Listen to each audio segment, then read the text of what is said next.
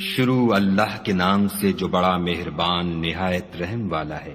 مومنو، اگر تم میری راہ میں لڑنے اور میری خوشنودی طلب کرنے کے لیے مکے سے نکلے ہو تو میرے اور اپنے دشمنوں کو دوست نہ بناؤ۔ تم تو ان کی دوستی کے پیغام بھیجتے ہو اور وہ دین حق سے جو تمہارے پاس آیا ہے منکر ہیں، اور اس باعث سے کہ تم اپنے پروردگار خدا تعالی پر ایمان لائے ہو، پیغمبر کو اور تم کو جلا وطن کرتے ہیں۔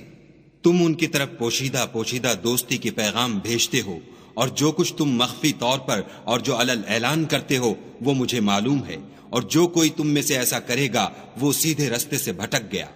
اگر یہ کافر تم پر قدرت پالیں تو تمہارے دشمن ہو جائیں، اور ایذا کے لیے تم پر ہاتھ بھی چلائیں اور زبانیں بھی، اور چاہتے ہیں کہ تم کسی طرح کافر ہو جاؤ۔ قیامت کے دن نہ تمہارے رشتے ناتے کام آئیں گے اور نہ اولاد۔ اس روز وہی تم میں فیصلہ کرے گا، اور جو کچھ تم کرتے ہو خدا اس کو دیکھتا ہے۔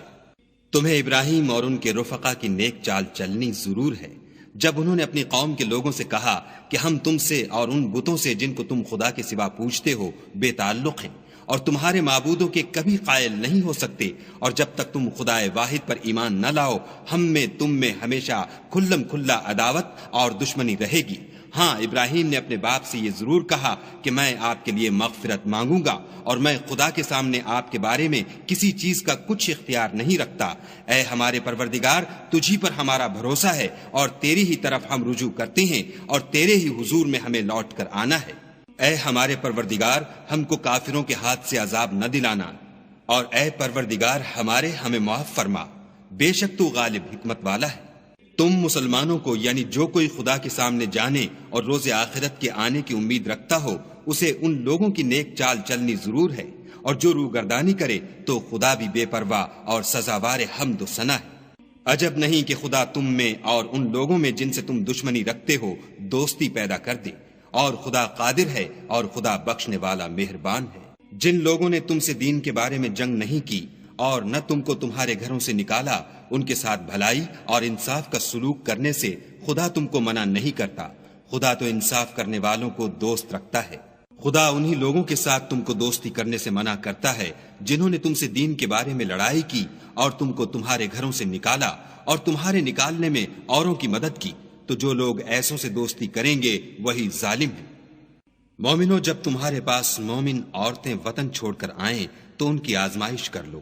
اور خدا تو ان کے ایمان کو خوب جانتا ہے۔ سو اگر تم کو معلوم ہو کہ مومن ہیں تو ان کو کفار کے پاس واپس نہ بھیجو کہ نہ یہ ان کو حلال ہیں اور نہ وہ ان کو جائز، اور جو کچھ انہوں نے ان پر خرچ کیا ہو وہ ان کو دے دو، اور تم پر کچھ گناہ نہیں کہ ان عورتوں کو مہر دے کر ان سے نکاح کر لو، اور کافر عورتوں کی ناموس کو قبضے میں نہ رکھو، یعنی کفار کو واپس دے دو، اور جو کچھ تم نے ان پر خرچ کیا ہو تم ان سے طلب کر لو، اور جو کچھ انہوں نے اپنی عورتوں پر خرچ کیا ہو وہ تم سے طلب کر لیں۔ یہ خدا کا حکم ہے جو تم میں فیصلہ کیے دیتا ہے، اور خدا جاننے والا حکمت والا ہے۔ اور اگر تمہاری عورتوں میں سے کوئی عورت تمہارے ہاتھ سے نکل کر کافروں کے پاس چلی جائے اور اس کا مہر وصول نہ ہوا ہو، پھر تم ان سے جنگ کرو اور ان سے تم کو غنیمت ہاتھ لگے، تو جن کی عورتیں چلی گئی ہیں ان کو اس مال میں سے اتنا دے دو جتنا انہوں نے خرچ کیا تھا، اور خدا سے جس پر تم ایمان لائے ہو ڈرو۔ اے پیغمبر صلی اللہ علیہ وآلہ وسلم، جب تمہارے پاس مومن عورتیں اس بات پر بیعت کرنے کو آئیں کہ خدا کے ساتھ نہ تو شرک کریں گی، نہ چوری کریں گی، نہ بدکاری کریں گی، نہ اپنی اولاد کو قتل کریں گی، نہ اپنے ہاتھ پاؤں میں کوئی بہتان باندھ لائیں گی، نہ نیک کاموں میں تمہاری نافرمانی کریں گی، تو ان سے بیعت لے لو